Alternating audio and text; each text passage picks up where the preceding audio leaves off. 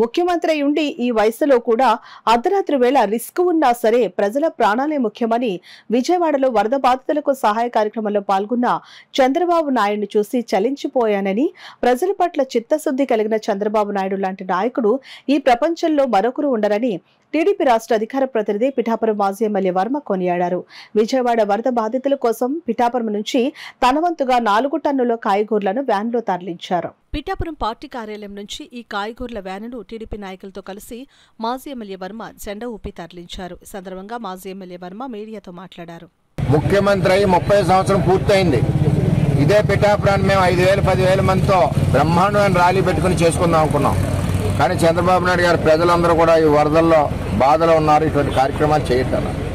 ఈవేళ ఈ అమరావతి మన విజయవాడలో జరిగిన వాతావరణం చూసి, ఆ ఇబ్బందికర పరిస్థితులు చూసి తెలుగుదేశం పార్టీ పిఠాపురం నుంచి 4 టన్నులు కూరగాయలు, సుమారు 2 లక్షల రూపాయలు విలువైన కూరగాయలని తెలుగుదేశం పార్టీ ఆఫీస్కి ఈరోజు పిఠాపురం నుంచి అక్కడికి మేము పంపుతున్నాం.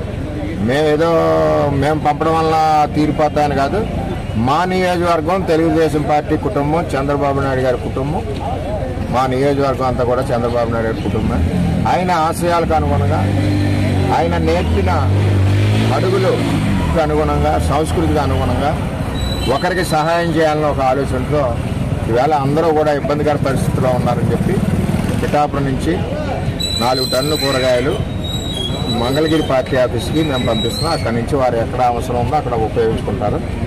మరి త్వరలోనే విజయవాడ ప్రజలందరూ కూడా మరి మామూలు జీవితంలోకి రావాలని, మా చంద్రబాబు నాయుడు గారికి నిండి 100 ఏళ్ళు పురోహితగా అమ్మవారు ఆయుష్ ఇచ్చి ఇదే విధంగా ప్రజల సేవ చేసే విధంగా చంద్రబాబు నాయుడు గారు పనిచేయాలని, అదేవిధంగా లోకేష్ గారు కూడా తండ్రికి వెన్ను దన్నుగా ఉండి ఈ కార్యక్రమాల్లో మరి అందరూ పాల్గొనాలని చెప్పి మరి కూటమి ప్రభుత్వంలో ఉన్న అన్ని పార్టీ నాయకులు కూడా ఈ కార్యక్రమంలో పాల్గొనాలని చెప్పి విన్నవించుకుంటూ మరి చంద్రబాబు నాయుడు గారికి నిండు 100 ఏళ్ళ భగవంతుడు ఆరోగ్యం ఇవ్వాలని చెప్పి మనస్ఫూర్తిగా కోరుకుంటూ విజయవాడ మరి వ్యాన్ ఇక్కడి నుంచి మా నాయకులందరం మేమందరం కూడా ప్రారంభించి ఇక్కడి నుంచి పంపుతున్నాం.